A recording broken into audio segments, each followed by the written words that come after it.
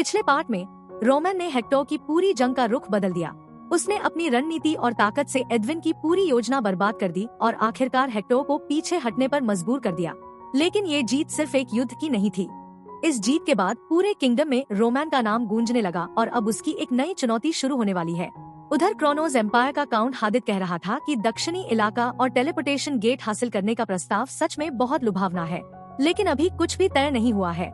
ऐसे में इतनी जल्दी फैसला लेना बेवकूफी होगी। अगर हेक्टर 1 महीने तक उस मोर्चे को अपने कब्जे में रख सका, तब वो इस सौदे को स्वीकार करेंगे। क्रोनोस के आदमी ने एडविन से पूछा कि इस प्रस्ताव के बारे में उसका क्या विचार है। एडविन अंदर ही अंदर गुस्से से जल रहा था, लेकिन उसके पास कोई दूसरा रास्ता नहीं था। आखिर उसने कहा कि वो इस शर्त को मानता है।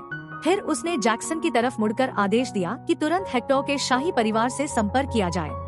वहाँ कम से कम 1 महीने तक जिंदा रहने के लिए उन्हें पोर्टल का इस्तेमाल करके जरूरी सामान मंगवाना होगा। परेशानी ये थी कि हेक्टर की जमीन पर मौजूद पोर्टल को पूरी तरह जोड़ने में कम से कम 3 दिन लगने वाले थे। लेकिन अगर वो किसी तरह 3 दिन तक टिके रहे तो जरूरी सामान पहुंच जाएगा और फिर उनकी सेना जिंदा रह पाएगी।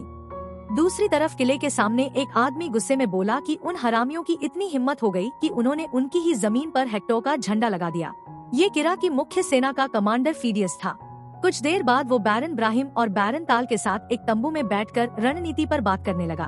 उसे यकीन नहीं हो रहा था कि सरकार के इतने बड़े बड़े लोग ऐसे युद्ध में खुद शामिल हो रहे हैं, जिसमें सिर्फ नुकसान ही होने वाला है। लगता है रोमन डिमिट्री को अपनी तरफ करने वाली अफवाह बिल्कुल सच थी। तभी रोमन वहाँ पहुँच गया। फीडियस ने उसका स्वागत करते हुए कहा कि किरा के हीरो से मिलना उसके लिए सम्मान की बात है। फिर उसने तो यहाँ तक कह दिया कि रोमन अफवाहों से भी ज्यादा हैंडसम है। अरे भाई, उसकी ताकत की तारीफ करो, चेहरे की नहीं।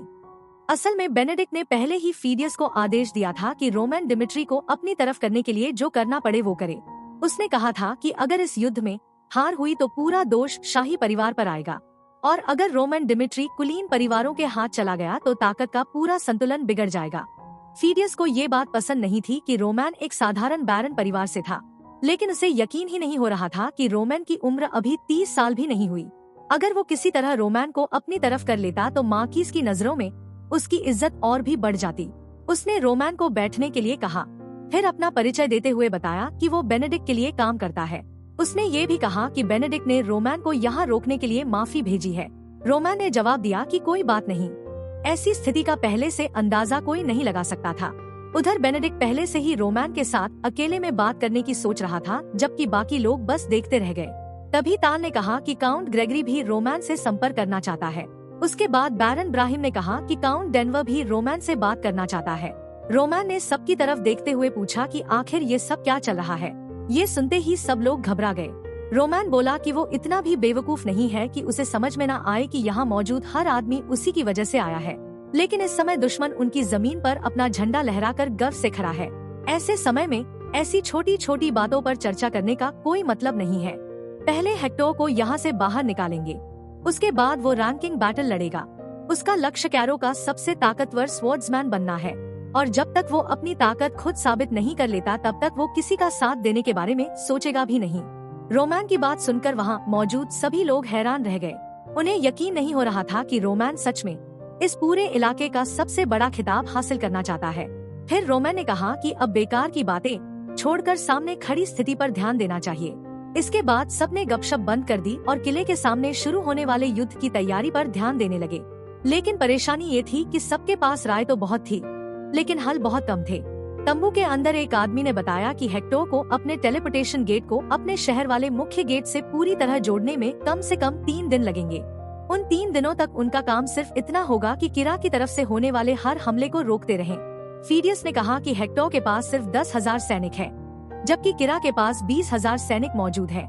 अगर वो अभी सीधा हमला कर दे तो जीत सकते हैं। लेकिन रोमन ने तुरंत उसकी बात काट दी। उसने कहा कि जब तक हेक्टर के पास एक मेज मौजूद है तब तक उनके पास कोई बढ़त नहीं होगी। हालांकि उसने इस समस्या का हल पहले ही सोच लिया है। तभी किले की दीवारों पर सैनिक दौड़ते हुए आए और चिल्लाकर बोले कि दुश्मन सामने पहुंच चुका है। कैरो की मुख्य सेना अब किले के ठीक सामने खड़ी थी। रोमन आगे बढ़ा और ऊंची आवाज में हेक्टर की सेना को पुकारा। उसने ऐलान किया कि किरा की तरफ से वो बका को द्वंद्व युद्ध की चुनौती देता है। एडविन ये सुनकर हैरान रह गया। वो समझ ही नहीं पा रहा था कि रोमन डिमिट्री आखिर करना क्या चाहता है। रोमैन ने कहा कि अब और बेकार में सैनिकों की जान नहीं जानी चाहिए और उसे पूरा यकीन है कि वहाँ मौजूद हर इंसान भी यही चाहता है। अगर वो इस द्वंद्व में हार गया तो कैरो हेक्टर की सारी शर्तें मान लेगा, लेकिन अगर रोमैन जीत गया तो हेक्टर की पूरी सेना को तुरंत इस इलाके से पीछे हटना होगा। एडविन को पूरा भरोसा था कि रोमैन किसी भी हालत में बका को नहीं हरा सकता, इसलिए उसे लगा कि इसके पीछे जरूर कोई चाल छिपी है। लेकिन रोमैन ने साफ कह दिया कि अगर उन्होंने ये प्रस्ताव नहीं माना तो वो अपनी जान की परवाह किए बिना इस पूरे किले को तबाह कर देगा। इसके बाद उसने उन्हें फैसला लेने के लिए सिर्फ 10 मिनट का समय दिया। उधर बकर ने तुरंत कहा कि वो ये द्वंद्व स्वीकार करता है, लेकिन एडविन ने उसे रोकते हुए कहा कि वो इसकी इजाजत नहीं देगा। बकर ने कहा कि उसे भरोसा रखना चाहिए, वो एक ही वार में रोमैन का सिर काट सकता है। लेकिन एडविन चिल्लाकर बोला कि उसे बकर पर नहीं बल्कि रोमैन पर भरोसा नहीं है। रोमैन इतना ताकतवर नहीं है कि बिना किसी वजह के ऐसा प्रस्ताव दे, जरूर उसने कोई चाल चल रखी है। बकर ने जवाब दिया कि रोमैन चाहे जो भी चाल चले वो उसे हरा कर ही लौटेगा। उसने कहा कि उसने पूरी जिंदगी राजकुमार की सेवा की है, क्या वो ऐसा डरपोक दिखता है जो किसी शक की वजह से द्वंद्व से पीछे हट जाए। आखिर एडविन ने उससे सिर्फ एक वादा करने को कहा, हेक्टर उसे खो नहीं सकता, इसलिए अगर उसे जरा भी कुछ गलत लगे तो वो तुरंत पीछे हट जाएगा। बाहर निकलते हुए बकर मुस्कुराया और बोला कि वो जल्द ही वापस मिलेगा। बाहर आते ही उसने सोचा कि उसने अपनी जिंदगी में बहुत पागल लोग देखे हैं, लेकिन रोमैन जैसा कोई नहीं। उसे नहीं पता रोमैन ने कौन सी चाल छिपा रखी है, लेकिन वो पूरी ताकत से लड़ेगा। रोमैन ने शांत आवाज में कहा कि जिस दिन पहाड़ों में उनकी मुलाकात हुई थी उसी दिन तय हो गया था कि अब उनमें से सिर्फ एक ही जिंदा बचेगा। यहाँ कोई चाल नहीं है, वो सिर्फ उसके साथ बराबरी का मुकाबला करना चाहता है। रोमैन ने उत्साहित होकर कहा कि बकर अपनी पूरी ताकत लगा दे, क्योंकि अगर रोमैन मर गया तो बकर की हर इच्छा पूरी हो जाएगी। बकर ने उसे पागल कहा और बिना एक पल गवाए हमला कर दिया। 5 स्टार स्वॉर्ड्समैन ऐसा योद्धा होता है जो अकेले पूरे युद्ध का रुख बदल सकता है। हेक्टर की किस्मत इसी लड़ाई पर टिकी थी, इसलिए बकर ने शुरुआत से ही अपना पूरा ऑरा छोड़ दिया। उसने तय कर लिया था कि इस लड़ाई को एक पल भी लंबा नहीं खींचेगा। उसने सीधा रोमैन की गर्दन पर वार किया, लेकिन रोमैन ने हमला रोक लिया और दोनों के पैरों के नीचे की जमीन चकनाचूर हो गई। ये देखकर वहाँ मौजूद सभी लोग डर गए। अगले ही पल बकर ने दूसरा वार किया। इस बार रोमैन ने पलटकर ऐसा जवाब दिया कि कुछ पल के लिए वही भारी पड़ता दिखा, लेकिन तभी बकर गायब हो गया और अगले ही पल रोमैन के पीछे पहुँच गया। उसने फिर हमला किया, लेकिन रोमैन ने इस बार भी तलवार रोक ली। दोनों की ताकत टकराई और पूरे मैदान में गहरी दरारें पड़ गयी। दूर खड़ा बेनेडिक्ट घबरा गया। उसने रोमैन पर भरोसा करके ही ये द्वंद्व मंजूर किया था, लेकिन अगर रोमैन हार गया तो अब तक की सारी मेहनत बेकार हो जाएगी। ताल भी डर गया और बोला कि क्या रोमैन सच में ऐसे ही हार जाएगा। बकर लगातार वार पर वार किए जा रहा था और रोमैन उन्हें रोकने में पूरी ताकत लगा रहा था। दीवार के ऊपर खड़े हेक्टर के सैनिक जोर जोर से बकर का नाम लेकर चिल्ला रहे थे। वो उससे अपने मारे गए साथियों का बदला लेने की गुहार लगा रहे थे। तभी बकर ने एक बात महसूस की, रोमैन अब सिर्फ उसके वार रोक नहीं रहा था, बल्कि उसकी तलवार किस दिशा में जाएगी ये पहले से समझने लगा था। बकर के मन में सवाल उठा कि क्या रोमैन लड़ते लड़ते उसकी चाल पड़ रहा है। दूसरी तरफ रोमैन के मन में कुछ और ही चल रहा था। आखिरकार उसे समझ आने लगा था कि इस दुनिया में उसकी असली ताकत किस स्तर पर है। उसने पहले एक 4 स्टार नाइट रोमेरो को पल भर में हरा दिया था, अब वो 5 स्टार स्वॉर्ड्समैन से बराबरी की लड़ाई लड़ रहा था। उसे इसी लड़ाई की जरूरत थी ताकि वो अपनी असली सीमा जान सके। उसने तलवार की पकड़ और मजबूत की और मन ही मन कहा कि चाहे कुछ भी हो, वो अपने सामने खड़ी इस दीवार को तोड़कर अगली ऊंचाई तक जरूर पहुंचेगा। बकर ने उसे पागल कहा, क्योंकि ऑयरा एक्सप्लोजन सिर्फ ताकत की बर्बादी थी। इस दुनिया के सभी नाइट अपना ऑयरा पूरे शरीर में फैला देते थे, जिससे ज्यादा ताकत तलवार पर जाती थी, लेकिन शरीर के बाकी हिस्सों की रक्षा कमजोर हो जाती थी। रोमैन ने यही कमजोरी पकड़ ली। उसने उन कमजोर जगहों पर हमला करना शुरू कर दिया। पहली बार बकर को खुद बचाव करना पड़ा। धीरे धीरे वो पीछे धकेला जाने लगा। तभी रोमैन ने ठंडी आवाज में कहा कि अब तीसरी चाल का समय आ गया है। अगले ही पल उसके सामने एक विशाल ऑरा फूट पड़ा। जो लोग अभी तक पूरे भरोसे के साथ ये लड़ाई देख रहे थे वो हैरान रह गए जब उन्होंने देखा कि एक 5 स्टार नाइट को भी सिर्फ बचाव करना पड़ रहा है। बेचारा बकर खुद कांप उठा और सोचने लगा कि ये आखिर कैसे हो सकता है। जमीन पर गिरते हुए उसने पूछा कि जिसे 3 स्टार स्वॉर्ड्समैन बताया गया था वो 5 स्टार नाइट से बराबरी की लड़ाई कैसे लड़ रहा है। उधर किले की दीवार पर खड़ा एडविन भी हैरान था। उसे समझ नहीं आ रहा था कि क्या रोमैन सच में बिना किसी चाल के लड़ रहा है। अगर इस लड़ाई में बकर हार गया तो ये हेक्टर के लिए सबसे बड़ा झटका होगा। क्योंकि वो सिर्फ अपना सबसे ताकतवर योद्धा ही नहीं खोएंगे बल्कि उन्हें ये पूरा इलाका भी छोड़ना पड़ेगा। फिर भी एडविन ने खुद को शांत किया और सोचा कि जब तक बका हार नहीं मानता तब तक उसे उस पर भरोसा रखना होगा। शायद रोमैन सिर्फ लापरवाही कर रहा हो। धीरे धीरे बकर दोबारा खड़ा हुआ और बोला कि उसे यकीन नहीं हो रहा कि ये पागल आदमी बिना किसी चाल के उसे हराना चाहता है। हेक्टर की पूरी योजना सिर्फ इसी आदमी की वजह से बर्बाद हुई थी। अगर रोमन डिमिट्री ऐसे ही आगे बढ़ता रहा तो एक दिन हेक्टर के सामने ऐसा राक्षस खड़ा होगा जिसे कोई नहीं रोक पाएगा। इसलिए उसे आज और अभी यही मारना जरूरी था। उसने रोमैन को चेतावनी दी कि अब वो अपनी पूरी ताकत से लड़ेगा। उसने अपनी तलवार आसमान की तरफ उठाई और एक ऐसी तकनीक तैयार की जिससे आज तक सिर्फ 2 लोग ही बच पाए थे। उनमें से एक पूरे एम्पायर का सबसे ताकतवर स्वॉर्ड्समैन बना और दूसरा आज भी रैंकिंग में मौजूद था। इसके साथ ही उसने अपनी सीक्रेट आर्ट सन स्ट्राइक का इस्तेमाल किया। एक विशाल ऊर्जा का गोला रोमैन की तरफ बढ़ा। रोमैन ने देखते ही समझ लिया कि अगर ये हमला सीधे लगा तो वो जिंदा नहीं बचेगा। इससे बचने का सिर्फ एक ही तरीका था, अपनी पूरी ताकत बचाव में लगाना। ये बका का सबसे ताकतवर हमला था और उसके जवाब में रोमन ने जोंग यक की सबसे मजबूत डिफेंसिव टेक्निक इस्तेमाल करने का फैसला किया। अगले ही पल दोनों हमले आपस में टकराने वाले थे। एडविन की सांसें थम गई, जबकि रोमन वहीं खड़ा चिल्लाया कि पूरी ताकत से आओ, आज यही तय होगा कि सबसे ताकतवर कौन है। अगले ही पल ऐसा धमाका हुआ कि पूरा मैदान कांप उठा। कुछ देर बाद धुआं छंटने लगा। एडविन घबराकर देखने लगा कि आखिर हुआ क्या। मैदान में एक बहुत बड़ा गड्ढा बन चुका था, लेकिन रोमैन बिल्कुल सही सलामत खड़ा था। ऐसा हमला तो 5 स्टार स्वॉर्ड्समैन भी नहीं रोक सकता था। दूसरी तरफ बकर की सारी मना उसी एक वार में खत्म हो चुकी थी। फिर भी उसने खुद से कहा कि वो यहाँ हार नहीं मानेगा। रोमैन तुरंत उसकी तरफ झपटा। बकर ने किसी तरह एक और वार रोक लिया, लेकिन इस बार उसके पैर लड़खड़ा गए। वो लगातार बचाव करता रहा और सोचता रहा कि आखिर ये सब कैसे हो गया।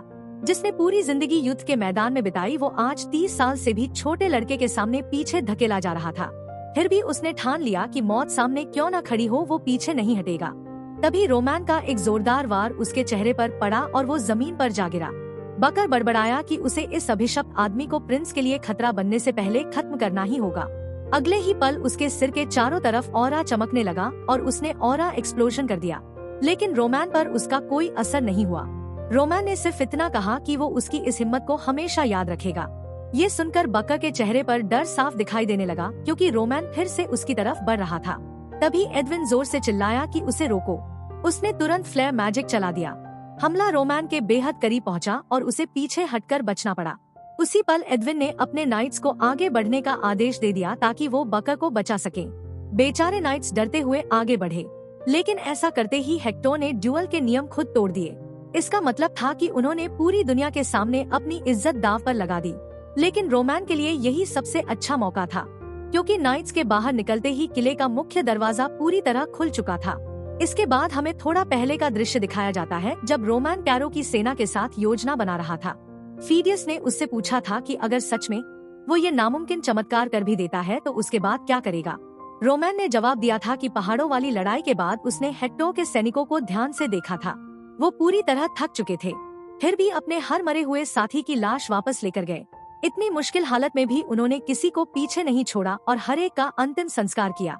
रोमैन ने एडविन को भी ऐसा करते देखा था और तभी उसे समझ आ गया था कि एडविन दिल से नरम इंसान है और रोमैन उसी कमजोरी का फायदा उठाने वाला था। फीडियस ने उससे पूरी बात समझाने को कहा। रोमैन ने बताया कि बकर ही वो मोहरा बनेगा जिसकी वजह से एडविन भावनाओं में आकर गलत फैसले लेगा, और जैसे ही बकर लड़ने लायक नहीं रहेगा, उनकी असली योजना का पहला कदम पूरा हो जाएगा। रोमैन ने पहले ही तय कर लिया था कि वो बकर को मारेगा नहीं, बल्कि सिर्फ लड़ने लायक नहीं छोड़ेगा, क्योंकि उसे पूरा यकीन था कि जैसे ही एडविन उसे बचाने का आदेश देगा, उनकी योजना का दूसरा हिस्सा शुरू हो जाएगा। तभी एक सैनिक रोमैन की तरफ दौड़ते हुए चिल्लाया कि उन्हें किसी भी तरह समय खरीदना होगा। रोमैन ने शांत होकर कहा कि एडविन हेक्टर एक अच्छा शासक जरूर है, लेकिन युद्ध का मैदान उसके लिए नहीं बना। कुछ नाइट्स बकर को उठाने के लिए उसकी तरफ दौड़े, जबकि बाकी रोमैन पर तीर चलाने लगे। दूर खड़ा फीडियस ये सब देखकर हैरान था। सब कुछ बिल्कुल रोमैन की योजना के मुताबिक हो रहा था, मानो उस लड़के ने कोई जादू कर रखा हो। अब उसे समझ आ गया कि बेनेडिक्ट रोमैन को अपने साथ जोड़ने के लिए इतना बेताब क्यों था। अगर रोमैन उनके पक्ष में आ गया तो वो सिर्फ कमजोर राजा को ही नहीं, बल्कि बाकी दोनों एम्पायर्स के प्रभाव को भी खत्म कर सकते थे। उसने तुरंत कैरो की सेना को दीवार की तरफ से हमला करने का आदेश दिया। उधर एडविन को समझ आ चुका था कि उसकी एक भावनात्मक गलती ने पूरी लड़ाई पलट दी। बका के गिरते ही वो अपना धैर्य खो बैठा था और एक कमांडर के तौर पर पूरी तरह असफल हो गया था। लेकिन उसने खुद को संभाला और सोचा कि अगर बका को बचाकर किले का दरवाजा बंद कर दिया जाए तो अभी भी जीतने का मौका है। उसने तुरंत फ्लेम रून सक्रिय किया और पूरे मैदान में आग की बारिश होने लगी। कुछ सैनिक तुरंत प्रिंस की मदद के लिए पहुंच गए। फीडियस ने अपनी सेना को फैलकर आगे बढ़ने का आदेश दिया, क्योंकि ऐसा मौका दोबारा नहीं मिलने वाला था। हेक्टर की तरफ से कैलन समझ गया कि मुख्य दरवाजा जितनी जल्दी हो सके बंद करना होगा। नीचे बकर को अंदर लाया जा रहा था। दूसरी तरफ रोमन मुस्कुराया, क्योंकि जिस पल का वो इंतजार कर रहा था वो आखिर आ चुका था। वो पूरी रफ्तार से किले की दीवार की तरफ दौड़ा। ऊपर से आवाज आई कि तुरंत डिफेंस मैजिक चालू करो। कैलन ने रोमन डिमिट्री का नाम लेकर चिल्लाया, क्योंकि उसकी आंखों में पागलों जैसी चमक थी। कई सैनिक उसके सामने खड़े हो गए और बोले कि वो उसे यही रोक देंगे। लेकिन अगले ही पल एक जबरदस्त धमाके ने पूरी पहली पंक्ति उड़ा दी। रोमन ने जोर से आदेश दिया कि पूरी सेना आगे बढ़ो, क्योंकि मुख्य दरवाजा पूरी तरह खुल चुका है। दूर से फीडियस भी चिल्लाया कि हेक्टर के बचे हुए सभी सैनिकों को खत्म कर दो। आखिरकार दोनों सेनाओं के बीच असली युद्ध शुरू हो गया। रोमन की सबसे बड़ी योजना सफल हो चुकी थी। अब सिर्फ एक लक्ष्य बचा था, एडविन हेक्टर। रोमन किले के अंदर पहुंचा और सीधे एडविन के सामने आकर खड़ा हो गया। एडविन सोचने लगा कि आखिर सब कुछ कब गलत हो गया। उसकी घात लगाने की योजना बिल्कुल सही थी। हमला भी सफल रहा था, लेकिन रोमन डिमिट्री के आते ही सब कुछ बिखर गया। 5वीं रक्षा पंक्ति उसी की वजह से बच गई। पहाड़ों में उसकी ग्योरिला स्ट्रैटेजी ने हेक्टर के कई बेहतरीन सैनिक छीन लिए। एडविन के मन में बस एक सवाल था, अगर भगवान सच में है तो उसने हेक्टर का भाग्य बनने के लिए उसे पैदा किया और उसी समय रोमन डिमिट्री को कैरो में क्यों भेज दिया। दोनों आमने सामने खड़े थे। रोमन ने कहा कि आखिर हमारी मुलाकात हो ही गई। एडविन ने ठंडी आवाज में जवाब दिया कि अगर आज उसे मरना भी पड़ा तो वो रोमन को भी अपने साथ लेकर जाएगा। उसने रोमन का नाम पुकारा और सर्कल रिलीज सक्रिय कर दिया। उसके हाथ में हवा का विशाल गोला बनने लगा और पूरा इलाका कांप उठा। हमला रोमन की तरफ बढ़ा, लेकिन उसने एक ही वार में उसे 2 हिस्सों में काट दिया। तभी कई सैनिक दौड़ते हुए आए और बोले कि वो प्रिंस की हर कीमत पर रक्षा करेंगे। 3 ऑरा नाइट्स ने एक साथ रोमन पर हमला किया, लेकिन रोमन ने सेलेस्टियल डीमन की दूसरी चाल इस्तेमाल की और तीनों को एक ही पल में 2 टुकड़ों में काट दिया। अगले ही पल जमीन फटी और अर्थ मैजिक ने रोमन को लकड़ियों जैसी मजबूत जड़ों में जकड़ लिया। उसी समय एडविन ने हेलफायर स्पेल चला दिया और रोमन आग की लपटों में घिर गया। लेकिन अगले ही पल उन लपटों को चीरती हुई एक तलवार बाहर निकली और पूरे हमले को बीच से काट दिया। एडविन बुदबुदाया कि उसे पता था रोमन इतनी आसानी से नहीं मरेगा, लेकिन देखते हैं अब कैसे बचता है। उसने तुरंत लाइटनिंग ब्लेड छोड़ी जो सीधे रोमन से टकराई। एडविन मुस्कुराया और उसे लगा कि आखिरकार उसने रोमन को रोक दिया। लेकिन अगले ही पल पीछे से रोमन की आवाज सुनाई दी। रोमन उसके ठीक पीछे खड़ा था। उसने कहा कि एडविन सच में बहुत ताकतवर है, लेकिन अब सब खत्म हो चुका है। रोमन का वार एडविन तक पहुंचने ही वाला था कि अचानक खून की बूंदें प्रिंस के चेहरे पर आ गिरी। कैलन बीच में कूद पड़ा था और उसने अपने शरीर से रोमन का वार रोक लिया। मरते मरते उसने प्रिंस से वहां से भाग जाने की विनती की। एडविन दर्द से कैलन का नाम चिल्ला उठा। रोमन ने अपनी तलवार कंधे पर रखते हुए कहा कि ये वाकई दुखद है, लेकिन चिंता मत करो एडविन, बहुत जल्द तुम भी इसके पास पहुंचने वाले हो। लेकिन इसके बाद भी हमला नहीं रुका। और भी सैनिक रोमन का नाम चिल्लाते हुए उसकी तरफ दौड़ पड़े। रोमन ने पहले कुछ वार आसानी से रोक दिए, लेकिन दुश्मन लगातार बढ़ते ही जा रहे थे। तभी जैक्सन तेजी से आया और उसने प्रिंस एडविन को उठाकर अपने कंधे पर डाल लिया। उसने जोर से कहा कि अब हकीकत स्वीकार करो। क्या तुम सच में यही मरना चाहते हो? चाहे लोग तुम्हें हारा हुआ कायर ही क्यों न कहें, तुम्हें आखिर तक जिंदा रहना होगा, क्योंकि अगर तुम यही मर गए तो जिन लोगों ने तुम्हारे लिए अपनी जान दी उनकी सारी कुर्बानी बेकार हो जाएगी। इसके बाद जैक्सन ने किले में मौजूद सभी सैनिकों को पीछे हटने का आदेश दिया। उसने कहा कि जो भी लड़ सकता है वो रोमन डिमिट्री को रोककर प्रिंस के लिए समय खरीदे। सभी सैनिक एक साथ चिल्लाए कि चाहे कुछ भी हो जाए प्रिंस को जिंदा रहना ही होगा। लेकिन रोमन लगातार अपने रास्ते में आने वाले हर आदमी को काटता चला गया। दूर ले जाए जा रहे एडविन की आंखों के सामने रोमन एक एक करके उसके सैनिकों को खत्म करता जा रहा था। उस पल एडविन के मन में सिर्फ एक ही बात आई, रोमन डिमिट्री सच में कोई इंसान नहीं बल्कि एक राक्षस है। कुछ देर बाद सफेद बालों वाला एक सैनिक रोमन से बोला कि लड़ाई खत्म हो चुकी है, तुम जीत चुके हो, अब बस करो। लेकिन रोमन ने ठंडी आवाज में जवाब दिया कि उसने पहले ही चेतावनी दी थी कि वो उन सबको मार डालेगा। ये युद्ध उन्होंने खुद शुरू किया था, इसलिए अब खुद को बेचारा दिखाने की कोशिश मत करो। इतना कहकर उसने एक और सैनिक का सिर धड़ से अलग कर दिया। आखिरकार हेक्टर की बची हुई सेना पीछे हट गई और कैरो की जीत तय हो गई। जब कैरो के सभी बड़े लोग किले के अंदर पहुँचे तो सबसे पहला सवाल यही था कि रोमन डिमिट्री कहाँ है। लेकिन अगले ही पल सबकी सांसें थम गई। रोमन लाशों के विशाल ढेर के ऊपर खड़ा था, वही आदमी जिसने लगभग हार चुकी इस लड़ाई का पूरा नतीजा बदल दिया था। उसने ऐसा कारनामा कर दिखाया था जिसे शायद इतिहास में दोबारा कोई नहीं दोहरा पाएगा। पूरे शहर में इस जीत की चर्चा हो रही थी। लोग कह रहे थे कि क्या तुमने सुना? दक्षिण के व्यापारी बता रहे हैं कि वहाँ की हालत बहुत खराब है। हेक्टर की सेना सीमा पार करके दक्षिणी इलाके पर हमला कर रही है।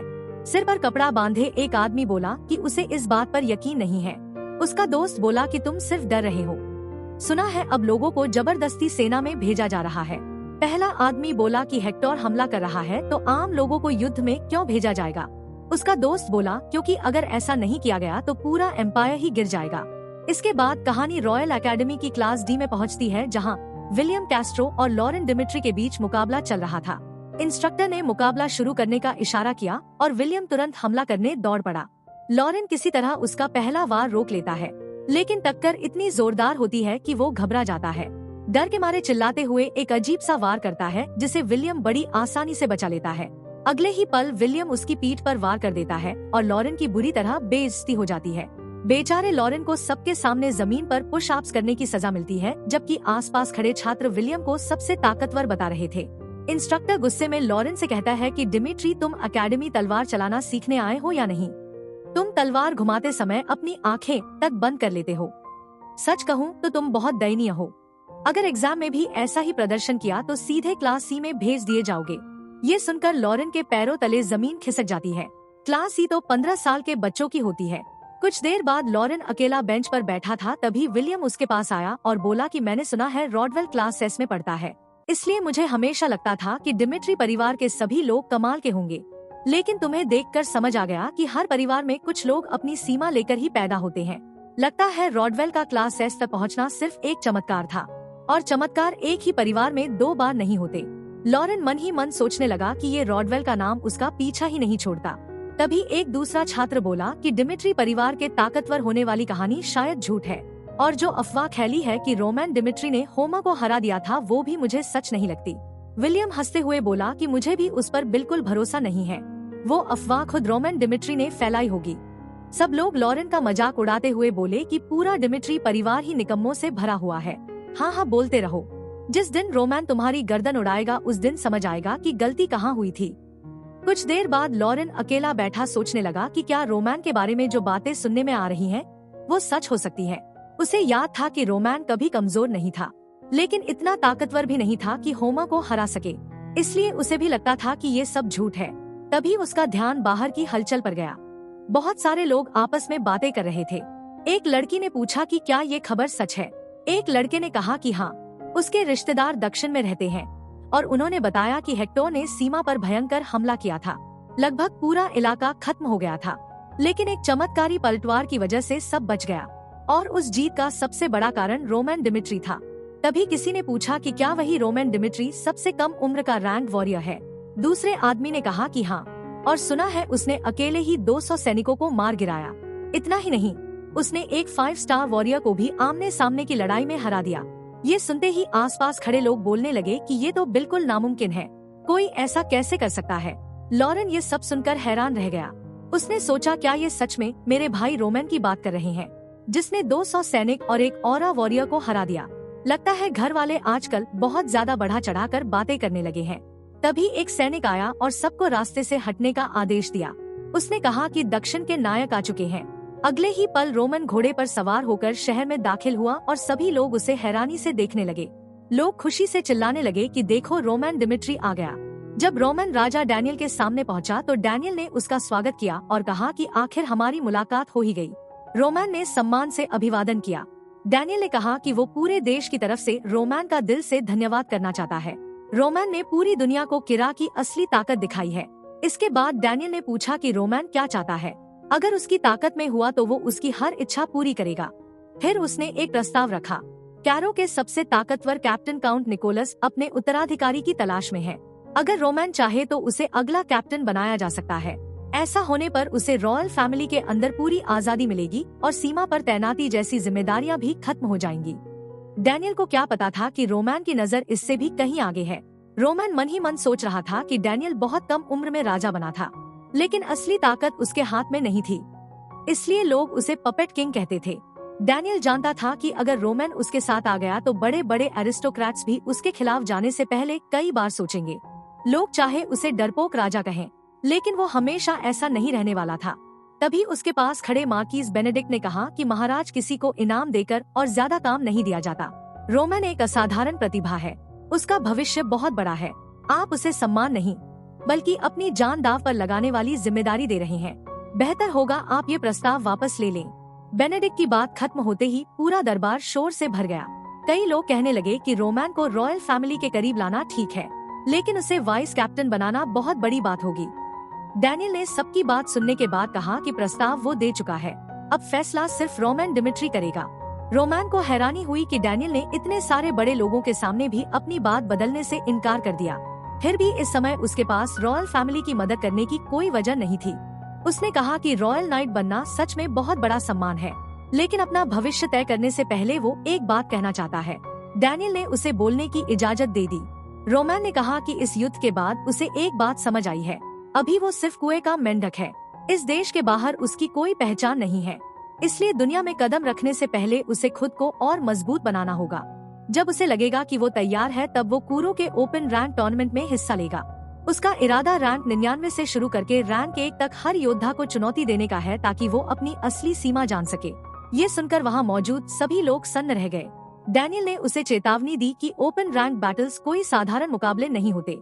वहाँ लड़ाई तब तक चलती है जब तक कोई एक हार न मान ले या घुटनों पर न गिर जाए।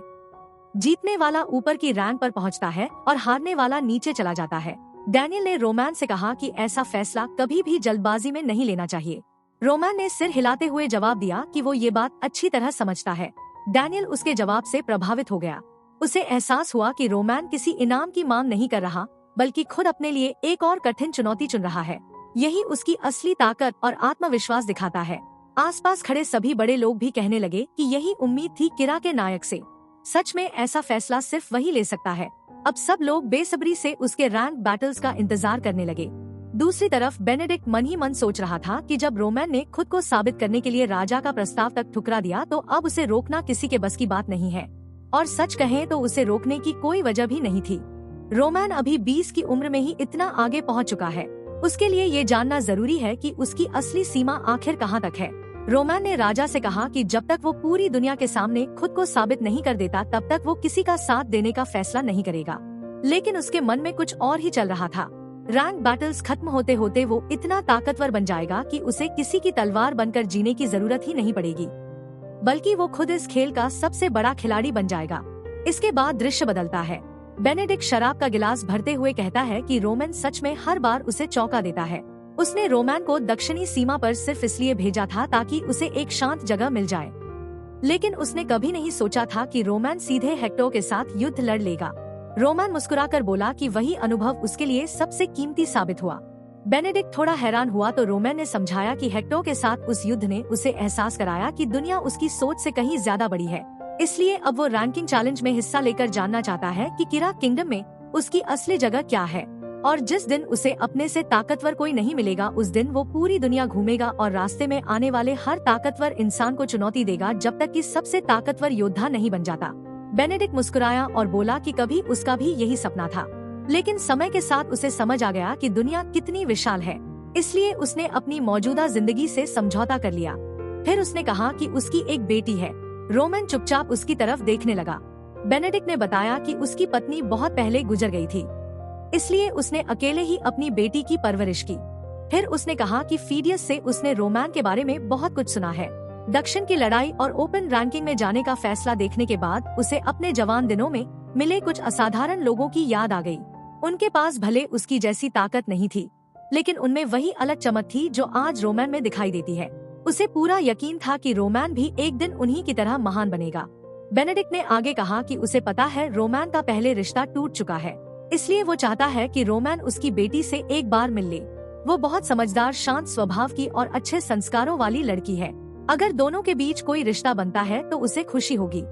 लेकिन वो रोमैन पर कोई दबाव नहीं डालना चाहता, सिर्फ चाहता है कि रोमैन ईमानदारी से इस बारे में सोचे। उसने ये भी कहा कि चाहे रोमैन कोई भी फैसला करे, उसका समर्थन उसे हमेशा मिलेगा। बेनेडिक्ट की मदद से रोमैन किरा किंगडम में लगभग कुछ भी हासिल कर सकता है। मार्किस अच्छी तरह समझ चुका था कि रोमैन जैसा इंसान पूरे राज्य की ताकत का संतुलन बदल सकता है। जो भी रोमैन को अपने पक्ष में कर लेगा, वही भविष्य में किरा पर राज करेगा। इसलिए राज्य की चारों बड़ी ताकतें रोमैन को अपनी तरफ करने के लिए हर संभव कोशिश कर रही थी। कोई उसे ऊंचा पद दे रहा था, कोई धन दौलत, कोई रिश्ते की बात कर रहा था, लेकिन रोमैन को इन सब चीजों में कोई दिलचस्पी नहीं थी। उसकी असली चाहत सिर्फ ताकत हासिल करना थी। आखिर रोमन डिमिट्री वही heavenly demon Baek Jong Hyuk था जो कभी किसी के अधीन नहीं रह सकता था। कुछ दिन बाद रोमन अपने घर लौटा तो हंस उसे देखते ही भावुक हो गया। कांपती आवाज में उसने पूछा कि याम मास्टर, क्या आपको कहीं चोट तो नहीं लगी? आपकी चिंता में मेरा दिल बैठ गया था। आपको सही सलामत देखकर अब जान में जान आई है। कुछ दिन बाद हंस ने रोमैन से कहा कि उसे एक जरूरी बात करनी है। उसने बताया कि याम मास्टर लॉरेन उससे मिलना चाहता है, वही लॉरेन जो राजधानी में हमेशा पिटता रहता है। इसके बाद कहानी कुछ दिन पीछे जाती है जब लॉरेन घर आया था। हंस, जिसने बचपन से लॉरेन की देखभाल की थी, तुरंत समझ गया कि एकेडमी में उसके साथ कुछ ठीक नहीं चल रहा। झिझकते हुए लॉरेन ने पूछा कि रोमैन भाई के साथ आखिर हुआ क्या है? मैं वापस आया तो देखा उनके आसपास बहुत सारे लोग थे और हर कोई उनकी ताकत की बातें कर रहा था। सब कह रहे थे कि उन्होंने युद्ध में ना जाने कितने लोगों को अकेले मार गिराया। हंस हल्का सा मुस्कुराया और बोला कि हाँ यंग मास्टर, इस बीच बहुत कुछ बदल चुका है। हंस ने समझाया कि लॉरेंस परिवार के साथ टूटी हुई सगाई के बाद बार्को परिवार के साथ हुई लड़ाई, फिर होमरोस की हार और उसके बाद दक्षिणी सीमा पर मिली बड़ी जीत के साथ रोमन ने इतने बड़े काम किए हैं कि अब पूरा किंगडम उसी की बातें कर रहा है। तभी लॉरेन को एहसास हुआ कि अब तक उसने रोमैन के बारे में जितनी अफवाहें सुनी थी वो सब सच थी। हंस ने कहा कि तुम्हारे पिता और माता रोमैन पर बहुत गर्व करते हैं। इसके बाद उसने रोमैन और लॉरेन की मुलाकात करवाने की बात कही, लेकिन लॉरेन ने तुरंत मना कर दिया। उसने कहा नहीं हंस, इसकी कोई जरूरत नहीं है, बस इस बात को यहीं खत्म कर दो। हंस अच्छी तरह जानता था कि डिमिट्री परिवार के तीनों भाइयों में लॉरेन सबसे कमजोर दिल वाला है और एकेडमी में भी उसे काफी परेशानी झेलनी पड़ रही है। इसलिए उसने रोमैन से कहा कि उसे लगता है लॉरेन को एकेडमी में तंग किया जा रहा है। शायद वो आपसे मदद मांगना चाहता था, लेकिन सीधे कह नहीं पाया। रोमैन ने बात समझ ली। लॉरेन उसका सबसे छोटा भाई था। सिर्फ छोटा भाई होने की वजह से उसकी मदद करना कोई जरूरी बात नहीं थी। फिर भी रोमैन ने कहा कि अगर हंस चाहता है तो वो उससे मिलने चला जाएगा। ये सुनकर हंस ने राहत की सांस ली। सच तो ये था कि रोमैन सिर्फ हंस की बात की वजह से तैयार हुआ था। इसके बाद दृश्य बदलता है। एक आदमी भागते हुए सोच रहा था कि किसी भी कीमत पर रोमैन डिमिट्री को अपनी तरफ करना होगा। वहीं बड़ी मूंछों वाला एक आदमी सोच रहा था कि अगर वो ऐसा कर पाया तो बैरन की नजर में उसकी इज्जत बहुत बढ़ जाएगी। लेकिन उसने जल्दी ही समझ लिया कि सिर्फ रोमन ही नहीं बल्कि उसके साथी भी असाधारण प्रतिभा वाले हैं। अगर वो क्रीज और उसके साथियों को अपनी तरफ कर ले तो मार्किस बेनेडिक्ट उससे बहुत खुश होगा। खासकर क्रीज जैसा योद्धा तो राजधानी का हर बड़ा नोबल अपने साथ रखना चाहेगा। दक्षिणी सीमा पर जाकर लौटा वही अकेला था, इसलिए उसे अच्छी तरह पता था कि रोमैन के साथियों की असली कीमत क्या है।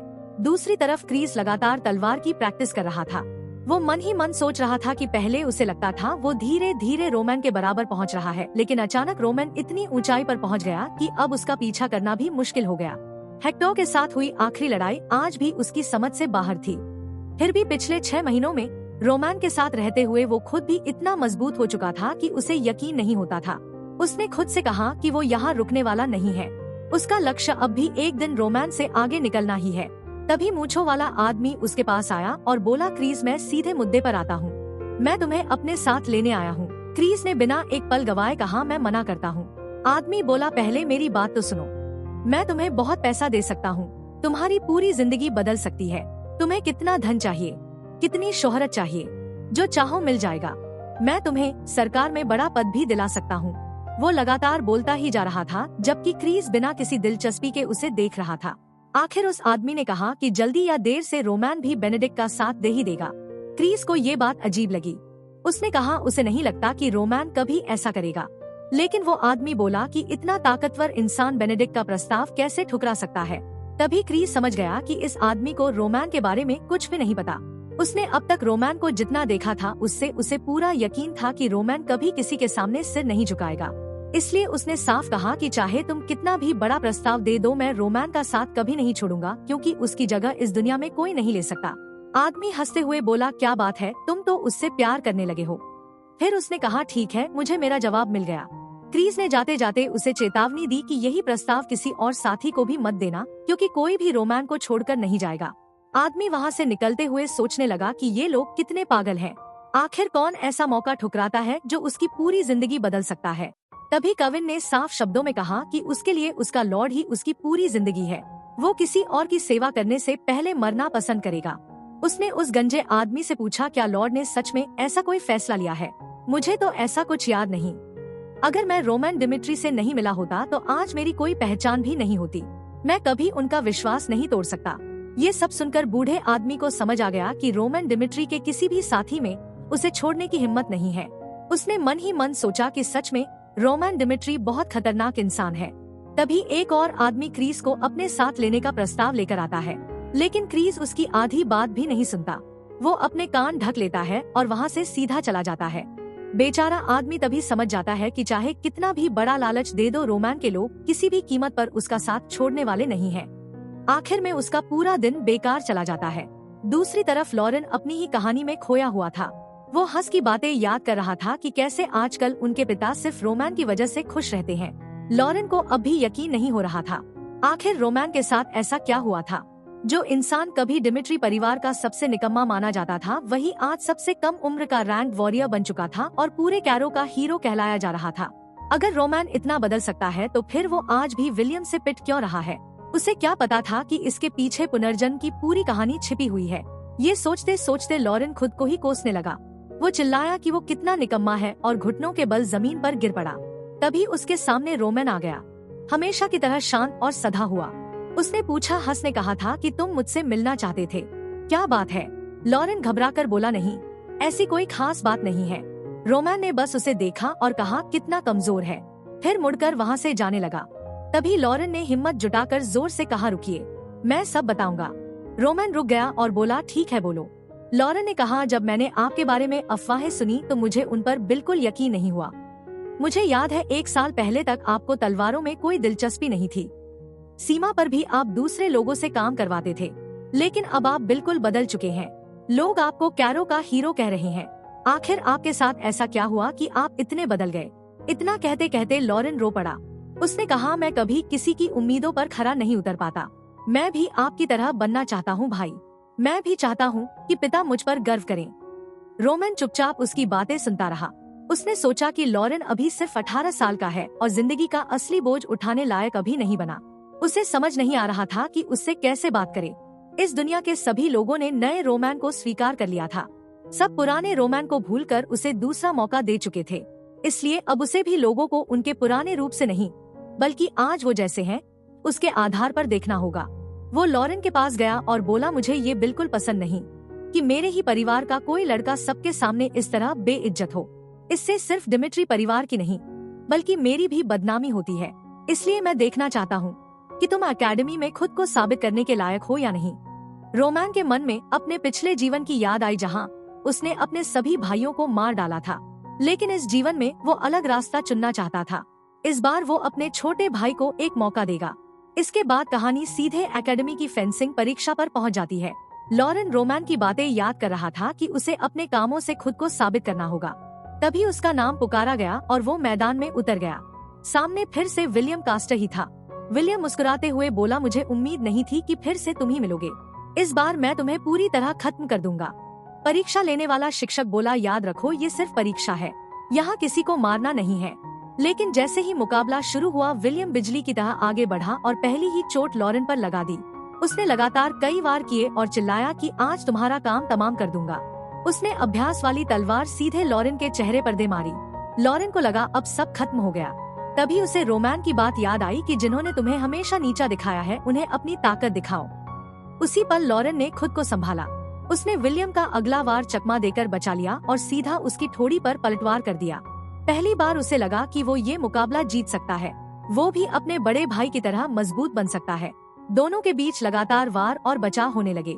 विलियम धीरे धीरे पीछे धकेला जाने लगा और हैरान रह गया। उसने आखिरी बार तेज भाला जैसा वार किया, जबकि लॉरेन ने उसकी तरफ तलवार घुमा दी। अगले ही पल जब लॉरेन ने आंखें खोली तो मुकाबला खत्म हो चुका था। शिक्षक ने कहा कि मुकाबला बेहद करीबी था। आखिरी पल में तुमने कमाल का बचाव किया। शिक्षक ने कहा, अगर तुम आखिरी पल में वो वार नहीं बचाते तो उसी समय हार जाते। लेकिन कुल मिलाकर ये बहुत अच्छा मुकाबला था। मैं काफी समय से तुम्हें देख रहा हूँ। मैं बिल्कुल भी टैलेंट नहीं है, ऐसा नहीं है। असली समस्या ये थी कि तुम हमेशा डरते थे और खुद पर भरोसा नहीं करते थे। पिछले मुकाबले में भी और आज भी मैंने जानबूझकर तुम्हारा मुकाबला विलियम से करवाया, क्योंकि यही डर तुम्हें हराना था। लॉरेन हैरान होकर उनकी तरफ देखने लगा। तुम्हें बस खुद पर भरोसा करना सीखना था। ये सुनकर लॉरेन की आंखें भर आईं। दूसरी तरफ विलियम गुस्से से पागल हो रहा था। वो चिल्लाकर कहने लगा कि उस गंदे लॉरेन डिमिट्री ने धोखे से जीत हासिल की है। उसने खुद हाथ हल्का रखा था, इसलिए लॉरेन बच गया। लेकिन अगली बार वो उसे बिल्कुल नहीं छोड़ेगा। उसके 1 या 2 हाथ तोड़ देगा। तभी उसके साथ खड़े दोस्त ने घबराकर कहा, अरे बेवकूफ, क्या तुम्हें पता नहीं? उसका भाई रोमैन डिमिट्री है।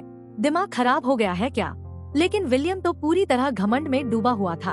उसने कहा, मुझे किसी रोमैन से फर्क नहीं पड़ता। मैं कैस्ट्रो परिवार का बेटा हूँ। डिमिट्री जैसे लोगों की क्या औकात है? मेरे पिता की पहचान मार्किस बेनेडिक्ट से है। पूरे कैरो में ऐसा कोई नहीं जो मेरा कुछ बिगाड़ सके। अगर रोमैन बीच में आया तो उसे भी पता चल जाएगा कि बड़े परिवार से टकराने का अंजाम क्या होता है।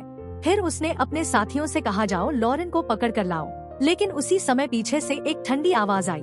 रोमैन ने कहा, एक बार फिर से बोलो, मैं भी सुनना चाहता हूँ कि तुम मेरे भाई के साथ क्या करने वाले थे। वहाँ मौजूद दोनों लड़कों के चेहरे का रंग उड़ गया। लेकिन विलियम फिर भी अकड़ते हुए बोला, हाँ बोलूंगा मैं तो। वो अपनी बात पूरी भी नहीं कर पाया था कि रोमैन ने उसका गला पकड़कर उसे हवा में उठा लिया। रोमैन ने पूछा, क्या तुम्हें पता भी है कि तुमने गलती क्या की है? लॉरेन को तंग करना मुझे पहले कभी खास फर्क नहीं पड़ा, लेकिन तुम पूरे शहर में डिमिट्री परिवार की बेइज्जती करते घूम रहे हो। लगता है किसी ने तुम्हें अभी तक नहीं बताया कि डिमिट्री परिवार को नीचा दिखाने वालों का क्या हाल होता है। फिर रोमैन ने कहा, अब मैं तुम्हारे घर जा रहा हूँ। विलियम घबराकर बोला, क्या मतलब? रोमैन ने शांत आवाज में कहा, तुम अभी बच्चे हो और तुम्हारी समझ नहीं है, लेकिन तुम्हारी गलतियों की कीमत तुम्हारा परिवार चुकाएगा। दूसरी तरफ वही मूंछों वाला आदमी अपने मालिक से कह रहा था कि उसने रोमैन के सभी साथियों को धन दौलत और ऊंचे पद का लालच दिया, लेकिन किसी ने भी प्रस्ताव स्वीकार नहीं किया। तभी काउंट कैस्ट्रो वहां पहुंचा और बोला कि छोटे घरों के लोग जिंदगी की असली कीमत समझ ही नहीं सकते। फिर उसने रोमन डिमिट्री को घटिया इंसान कहा। इस पर मूंछों वाले आदमी ने जवाब दिया कि ऐसा बिल्कुल नहीं है। मार्किस बेनेडिक्ट खुद रोमैन पर नजर रखे हुए हैं। यहाँ तक कि सुना है वो अपनी सफेद बालों वाली बेटी की शादी भी रोमैन से करवाना चाहते हैं। ये सुनते ही काउंट कैस्ट्रो चौंक गया और बोला, मुझे अभी उसी लड़के से मिलना है। लेकिन तभी पीछे से विलियम चिल्लाता हुआ आया। उसने कहा, पिताजी मेरी मदद कीजिए, रोमैन डिमिट्री ने मुझे धमकी दी है। मैं कैस्ट्रो परिवार का बेटा हूँ। तभी काउंट कैस्ट्रो ने रोमैन को अपने सामने खड़ा देखा और तुरंत समझ गया कि मामला बहुत बिगड़ चुका है। उसने गुस्से में विलियम को डांटा और कहा, चुप रहो बेवकूफ, तुम्हें पता भी है तुम किससे उलझ गए हो। रोमन पूरे कैरो का हीरो है जिसने किंगडम को बचाया है। उसने विलियम को जमीन पर फेंक दिया और कहा, तुम्हें लोगों की इज्जत करना तक नहीं आता, तुम्हें सच में मार पड़नी चाहिए। इसके बाद उसने रोमैन के सामने झुककर कहा, लॉर्ड डिमिट्री, मेरे बेटे की तरफ से मैं माफी मांगता हूँ। अगर इसने कोई गलती की है तो इसकी सजा इसे जरूर मिलेगी। मैं खुद इसे सख्त सबक सिखाऊंगा ताकि दोबारा ऐसी गलती कभी न करे। अगर आप चाहें तो अंदर चलकर मेरे साथ चाय पीजिए। लेकिन अंदर ही अंदर काउंट कैस्ट्रो सोच रहा था कि विलियम की बेवकूफी की वजह से उसे रोमैन के करीब आने का मौका मिल गया है। उसे पूरा यकीन था कि इतनी विनम्र माफी के बाद रोमैन उसका प्रस्ताव नहीं ठुकराएगा। लेकिन रोमैन ने उसकी तरफ देखते हुए कहा, तुम्हें आखिर लगता क्या है कि मेरी मर्जी का फैसला तुम करोगे? अब तुम भी इस मामले में फंस चुके हो कैस्ट्रो। काउंट कुछ कह पाता उससे पहले रोमैन ने साफ शब्दों में कहा, इस पूरी परेशानी की जड़ तुम्हारा बेटा है। वो लंबे समय से मेरे छोटे भाई लॉरेन को तंग कर रहा था और आज तो उसने उसके हाथ तोड़ने तक की धमकी दे दी। रोमैन ने कहा, जैसे ही मैंने सुना कि तुम्हारा बेटा मेरे भाई का हाथ तोड़ने की बात कर रहा है, उसी समय मैंने तय कर लिया था कि मैं इस मामले को बिल्कुल नहीं छोड़ूंगा। काउंट कैस्ट्रो ने गहरी सांस लेकर पूछा, तो अब तुम क्या चाहते हो लॉर्ड डिमिट्री? क्या तुम भी उसका हाथ तोड़ना चाहते हो? चलो भविष्य के रिश्तों को देखते हुए समझदारी से बात करते हैं। बताओ तुम्हारी क्या शर्त है? रोमन ने बिना एक पल गवाए कहा, मेरी पहली शर्त ये है कि विलियम पूरे एकेडमी के सामने मेरे भाई लॉरेन से माफी मांगे। दूसरी शर्त ये है कि वो अपनी मर्जी से एकेडमी छोड़ देगा। मैं नहीं चाहता कि मेरा भाई ऐसे कचरे के साथ एक ही जगह पढ़े। अगर तुमने ये शर्तें नहीं मानी तो फिर दोनों परिवारों के बीच सीधी जंग होगी। यानी या तो तुम्हारा बेटा मेरी बात मानेगा या फिर कैस्ट्रो और डिमिट्री परिवार आमने सामने होंगे। ये सुनते ही काउंट कैस्ट्रो का चेहरा बदल गया। उसने गुस्से में कहा, तुम जैसे छोटे परिवार के लोग सच में बहुत बड़ी मुसीबत हो। मार्किस ने क्या थोड़ा सा ध्यान दे दिया, तुम खुद को बहुत बड़ा समझने लगे। अगर लड़ना ही है तो मुझसे लड़ो, आज मैं तुम्हें सेंट्रल गवर्नमेंट की ताकत दिखाऊंगा। फिर उसने पीछे खड़े मूंछों वाले आदमी की तरफ देखा और कहा, तुम यहाँ मौजूद हो तो इस पूरे मामले के गवाह बनना और जाकर मार्किस बेनेडिक्ट को बताना कि रोमन डिमिट्री ने सारी हदें पार कर दी है। लेकिन मूंछों वाले आदमी ने शांत आवाज में कहा, लॉर्ड कैस्ट्रो, मेरी नजर में गलती पूरी तरह विलियम की है। ये सुनकर कैस्ट्रो एकदम चुप हो गया। नोबल्स के बीच फैबियस अपनी तेज समझ के लिए मशहूर था। वो जानता था कि सिर्फ ताकत नहीं बल्कि सही समय पर सही फैसला लेने वाले लोग ही आखिर तक टिकते हैं। भले ही उसका परिवार बहुत बड़ा नहीं था, लेकिन अपनी समझदारी की वजह से वो सेंट्रल गवर्नमेंट तक पहुंच चुका था। दूसरी तरफ कैस्ट्रो बचपन से ही बेनेडिक्ट के करीब रहा था। आम हालात में फैबियस उसी का साथ देता, लेकिन इस बार सामने रोमन डिमिट्री था। उसे अच्छी तरह पता था कि मार्किस बेनेडिक्ट इस समय रोमन को इतना महत्व दे रहा है कि अपनी बेटी तक उससे मिलवाने की सोच रहा है। इसका मतलब साफ था कि बेनेडिक्ट अब रोमन के पक्ष में है। इसलिए फैबियस ने साफ कहा, लॉर्ड कैस्ट्रो, आपके बेटे ने बहुत बड़ी गलती की है। उसे बचाने की जगह आपको उसे सजा देनी चाहिए। ये सुनते ही कैस्ट्रो समझ गया कि कमरे में कोई भी उसके साथ नहीं है। फैबियस पहले ही हिसाब लगा चुका था कि अगर डिमिट्री परिवार से टकराव हुआ तो कैस्ट्रो परिवार की बर्बादी तय है। आखिरकार कैस्ट्रो ने अपना गुस्सा निगल लिया। उसने सिर झुकाकर कहा, फैबियस की बात सही है, मेरा बेटा बहुत बड़ी गलती कर चुका है।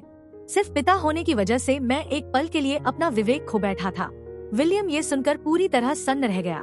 दूसरी तरफ रोमन मन ही मन सोच रहा था कि नोबल्स हमेशा एक जैसे होते हैं। उन्हें लगता है कि पैसा और ताकत उन्हें सबसे बड़ा बना देती है। लेकिन अब जबकि डिमिट्री परिवार मजबूत हो रहा है, बहुत से लोग उन्हें नुकसान पहुंचाने की कोशिश करेंगे। इसलिए अभी से सबको उदाहरण दिखाना जरूरी है कि डिमिट्री परिवार से टकराने वालों का क्या अंजाम होता है। काउंट कैस्ट्रो ने सिर झुकाकर कहा, लॉर्ड रोमन, मैं आपकी हर शर्त मानता हूँ। मेरा बेटा पूरे एकेडमी के सामने लॉरेंस से माफी मांगेगा और हम खुद उसे एकेडमी से निकाल लेंगे। रोमन हल्का सा मुस्कुराया और बोला, ठीक है, बात यही खत्म होती है। इतना कहकर वो वहाँ से चला गया। काउंट कैस्ट्रो ने राहत की सांस ली और उसका धन्यवाद किया। वहीं विलियम अभी भी सदमे में खड़ा था। उसे समझ ही नहीं आ रहा था कि आखिर उसने किस इंसान से दुश्मनी मोल ले ली जिसके सामने उसके अपने पिता तक खड़े होने की हिम्मत नहीं जुटा पाए। तभी एकेडमी में लॉरेन के पास उसका दोस्त भागता हुआ आया और बोला, जल्दी चलो, तुम्हारे भाई रोमन की विलियम से लड़ाई हो गई है। विलियम तुम्हारा हाथ तोड़ने की बात कर रहा था, इसलिए रोमन सीधे उसके घर पहुंच गया। ये सुनते ही लॉरेन घबरा गया और पूरी ताकत से दौड़ पड़ा। उसे पता था कि काउंट कैस्ट्रो बहुत ताकतवर इंसान है और अगर उसने रोमन पर हमला कर दिया तो मामला बहुत खतरनाक हो सकता है। घबराहट में उसने तुरंत क्रिस्टल के जरिए घर पर संपर्क किया और रोते हुए अपने पिता से कहा, रोमन मुसीबत में है। वो सिर्फ मेरी मदद करने के लिए कैस्ट्रो परिवार की हवेली चला गया है। ये सुनते ही उसके पिता ने गुस्से में मेज पर जोर से मुक्का मारा और चिल्लाए, उस कमीने कैस्ट्रो की इतनी हिम्मत कैसे हुई।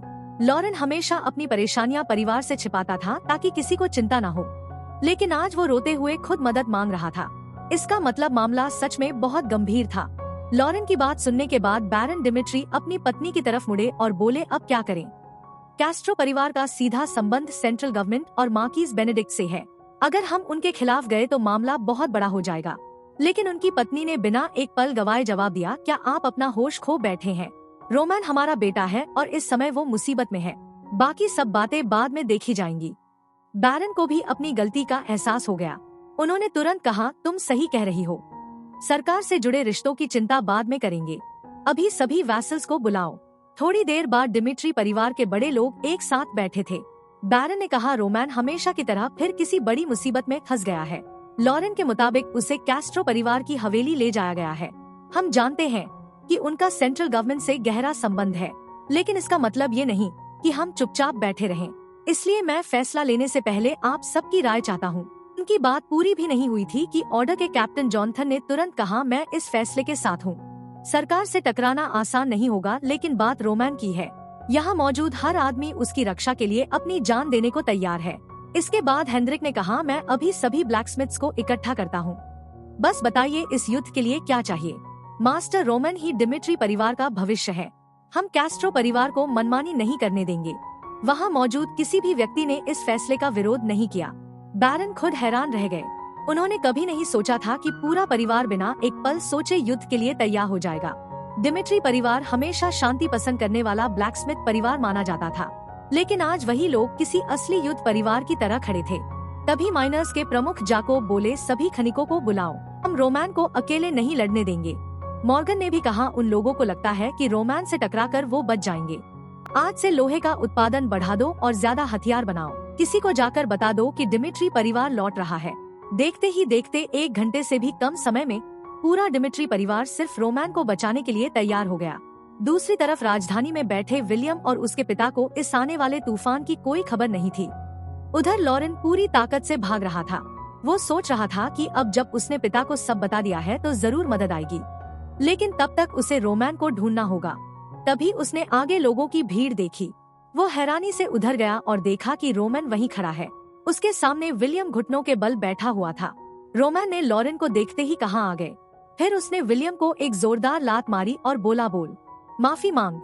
अगर नहीं मांगी तो तुम्हारा पूरा परिवार इसकी कीमत चुकाएगा। कांपते हुए विलियम बोला, लॉरेन मुझे माफ कर दो, मैंने तुम्हें बहुत तंग किया, मुझे ऐसा नहीं करना चाहिए था, मैं एकेडमी भी छोड़ दूंगा, बस मुझे माफ कर दो। लॉरेन पूरी तरह हैरान रह गया। उसे समझ ही नहीं आ रहा था कि विलियम इतना काम क्यों रहा है और घुटनों के बल क्यों बैठा है। कैस्ट्रो उसके पास आकर बोला, अब इसकी माफी स्वीकार कर लो, मैं वादा करता हूँ कि आज के बाद ये दोबारा ऐसा नहीं करेगा। विलियम फिर बोला, कृपया मुझे माफ कर दो। कुछ देर बाद दोनों वहाँ से निकल गए। रास्ते में लॉरेन ने पूछा, आखिर हुआ क्या था? रोमैन ने शांत आवाज में कहा, ये सिर्फ तुम्हारे लिए नहीं था, मैंने ये सब डिमिट्री परिवार के सदस्य होने के नाते किया। मैं किसी को भी हमारे परिवार की बेइज्जती करने की इजाजत नहीं दे सकता। जब तुम्हारी बेइज्जती होती है तो डिमिट्री नाम की भी बेइज्जती होती है। लॉरेन ने सिर झुकाकर माफी मांगी, लेकिन रोमैन ने कहा, अपना सिर ऊपर उठाओ, तुम्हारा नाम लॉरेन डिमिट्री है।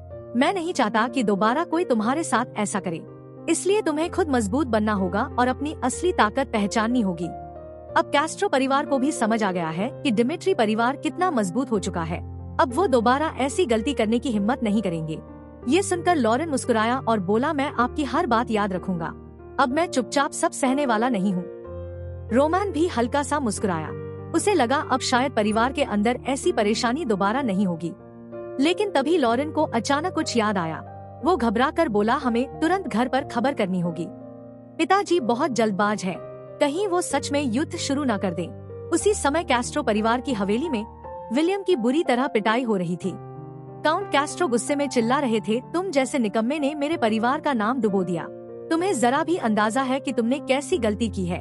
रोमैन डिमिट्री इस समय पूरे कैरो का सबसे बड़ा उभरता हुआ सितारा है।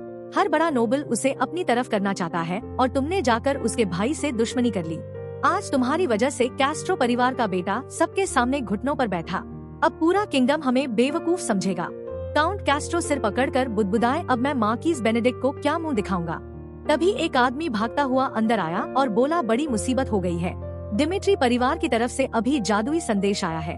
काउंट हैरान होकर बोले, अब वो लोग हमसे क्या चाहते हैं? दूसरी तरफ क्रिस्टल के जरिए बैरन डिमिट्री की आवाज गूंजी। उन्होंने कहा, शायद सेंट्रल गवर्नमेंट का नोबल होने की वजह से तुम्हें लगता है कि हम कमजोर हैं, लेकिन तुमने डिमिट्री परिवार के खून को ललकारने की हिम्मत की है।